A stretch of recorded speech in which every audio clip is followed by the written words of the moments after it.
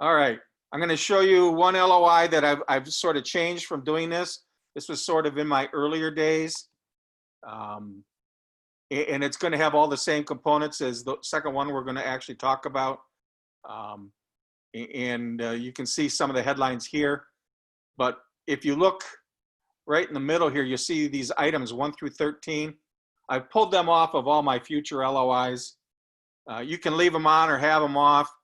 But the fact is, as you're doing your purchase and sale agreement, you're going to be letting people know what information you need for due diligence anyway. And your due diligence period doesn't start until you get all of that. So, and that's going to be in your purchase and sale agreement. So you can either put these in the LOI or you can save yourself the time and the space and just not use those. And let's go to the next one. Now, these are both real LOIs I've sent out this year. Just so you know, I'm practicing what I'm talking about here. So the letter of intent. What are the 6 key things to have in the letter of intent? I mean, other than some of the obvious, which is the address. I always make my letter of intent to the broker.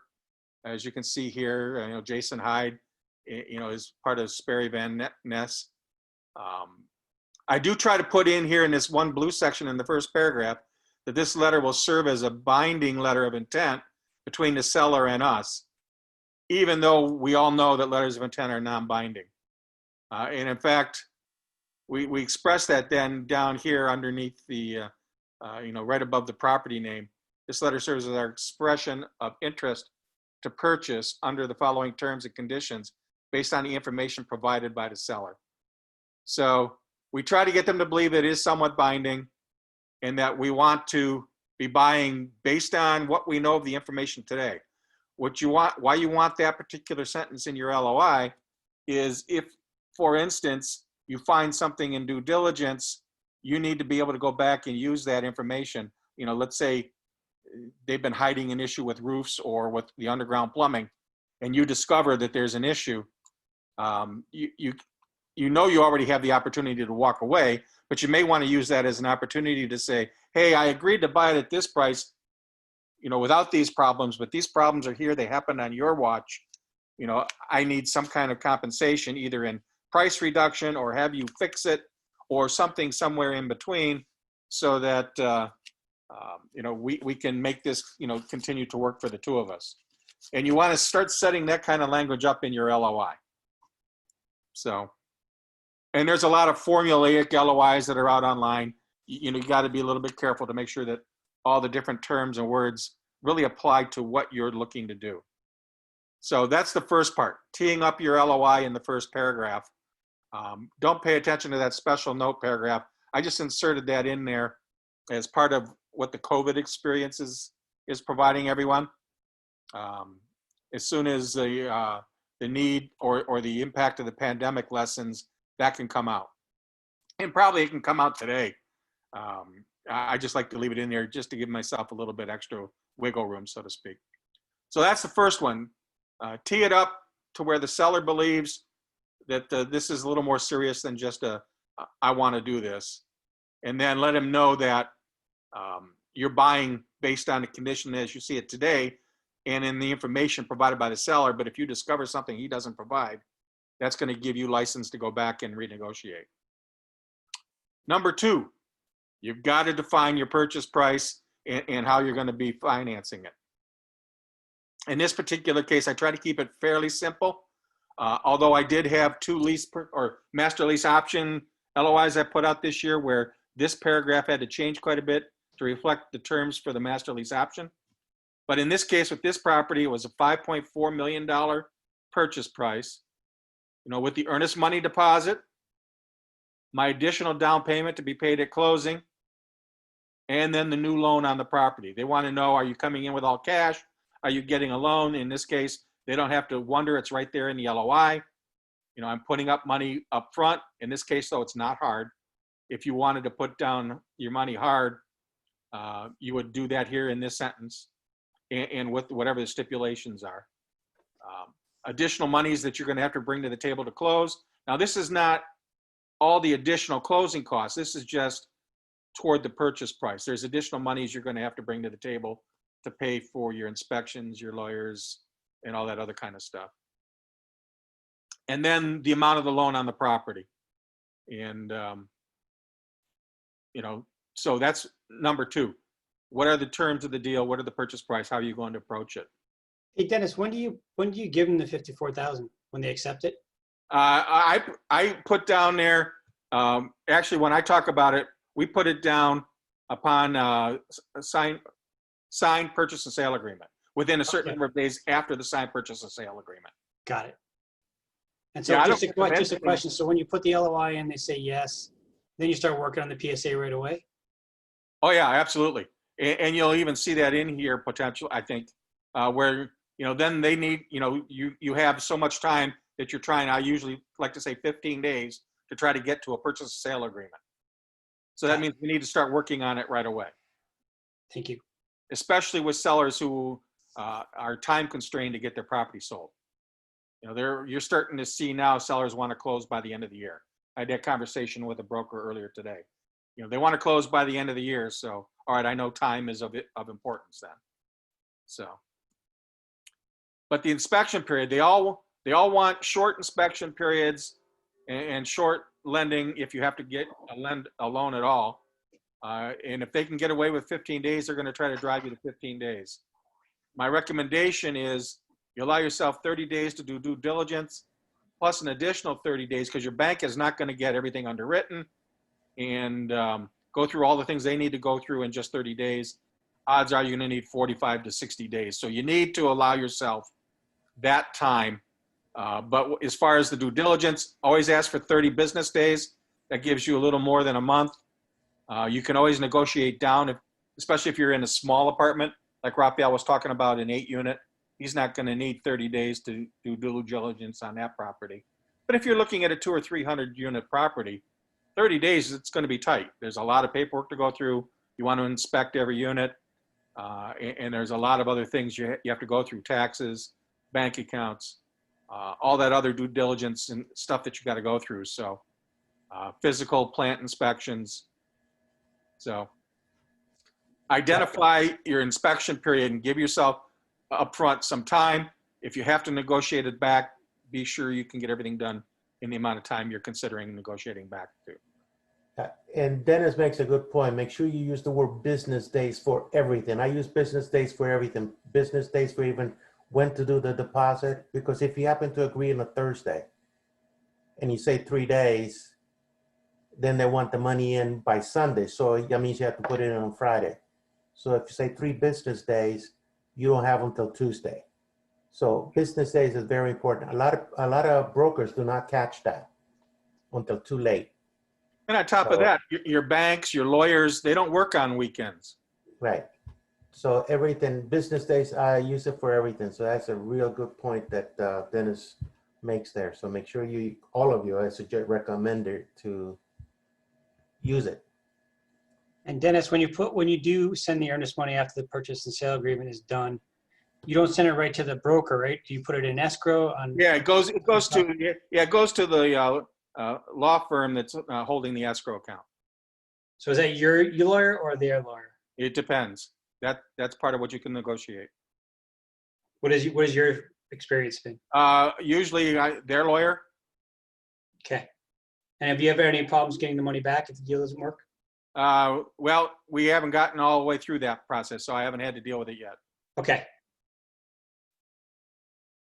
One of these days, I'll have a better answer to that question. Hopefully not.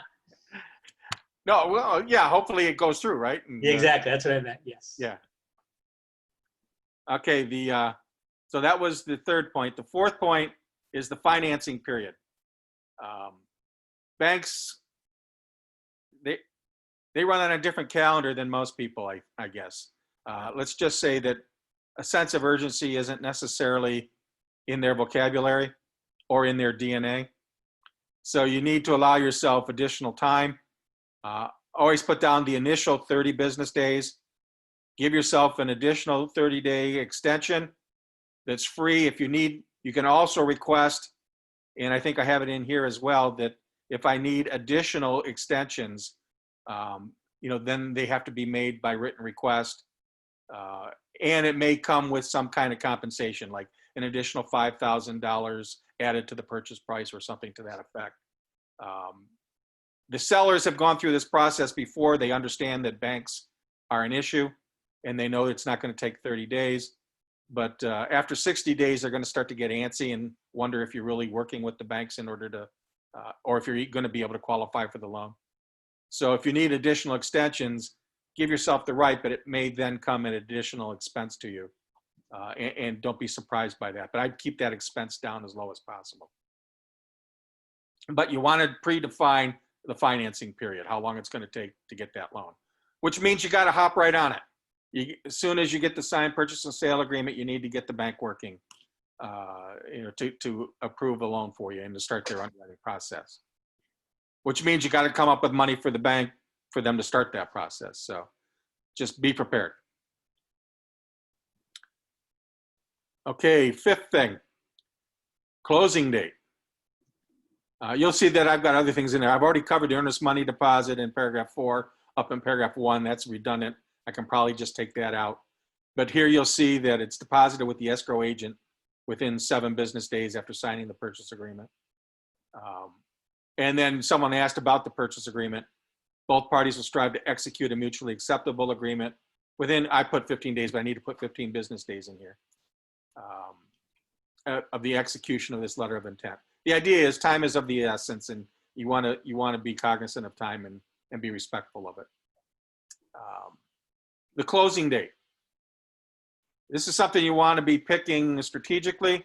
If you can get it right at the end of the month or at the end of the month, that's great. A lot of times they can't make the schedule work, but within a few days they can. But the idea is that the closing will be held at, nowadays a lot of this stuff is handled online or via DocuSign and stuff like that. But that the closing should take place within 30 days of receipt of your mortgage commitment. Once you get the commitment from the bank that they can fund, one, get it done as fast as possible, because if you give the bank time, they may decommit.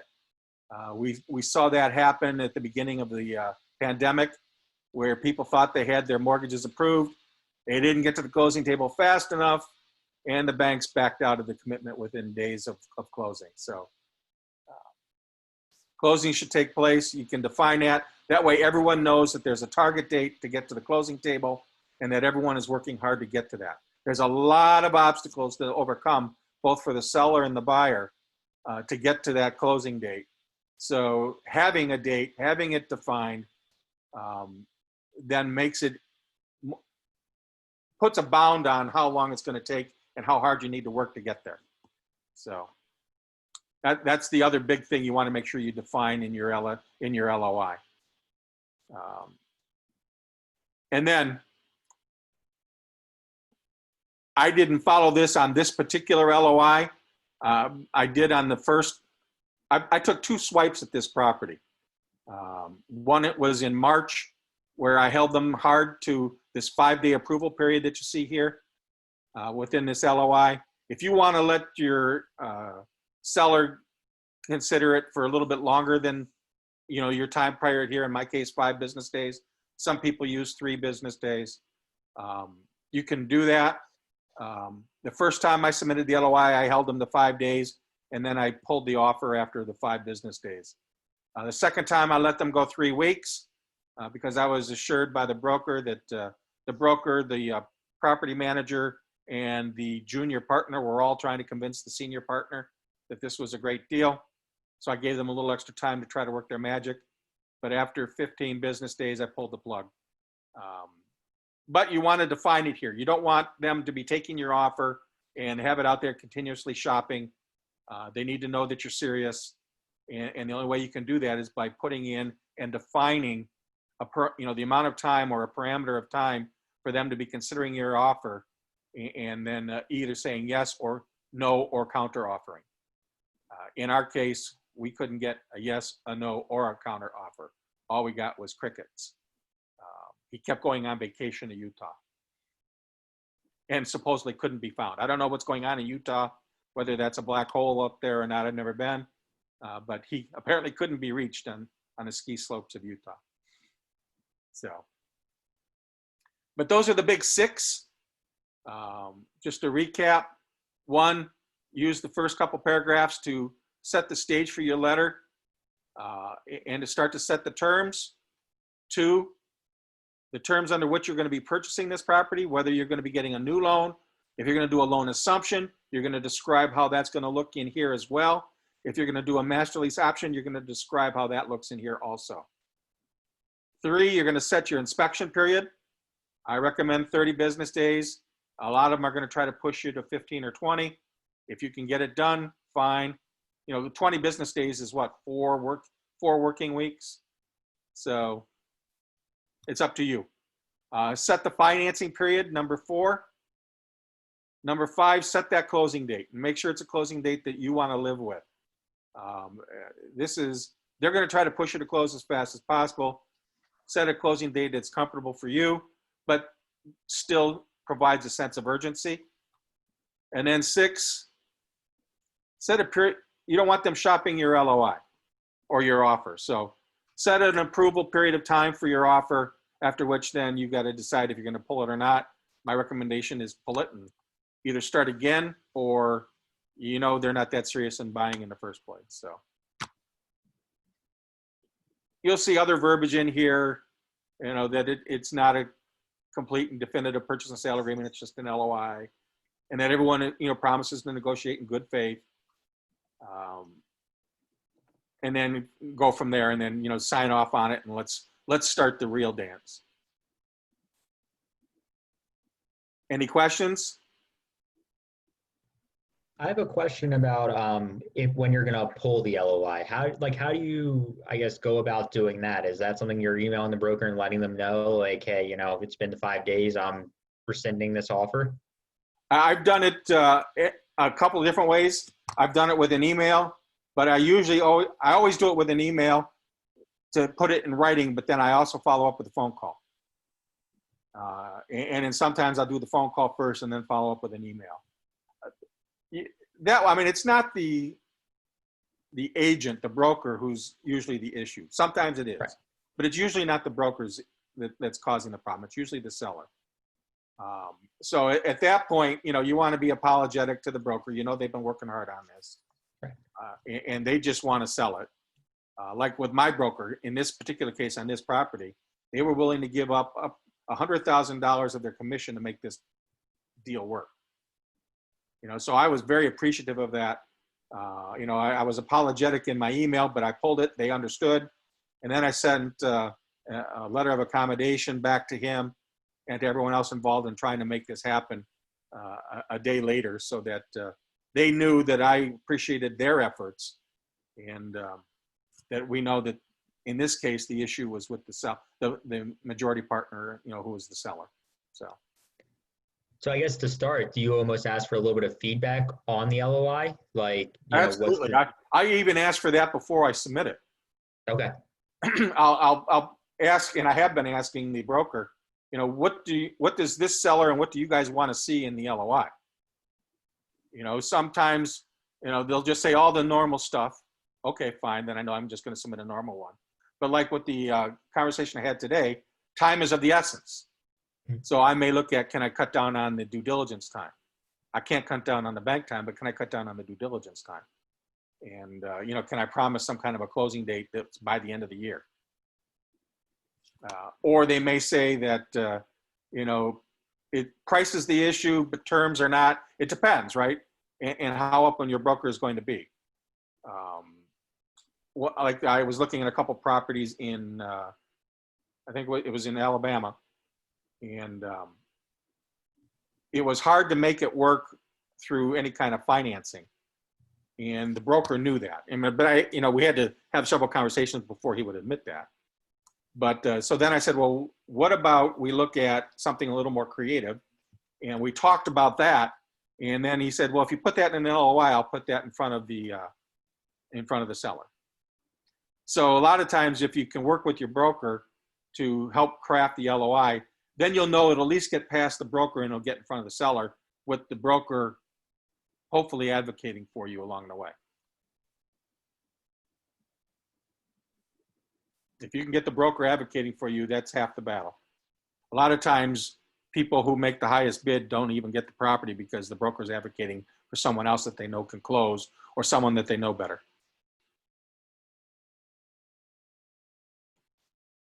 Any other questions? I see everyone is muted here.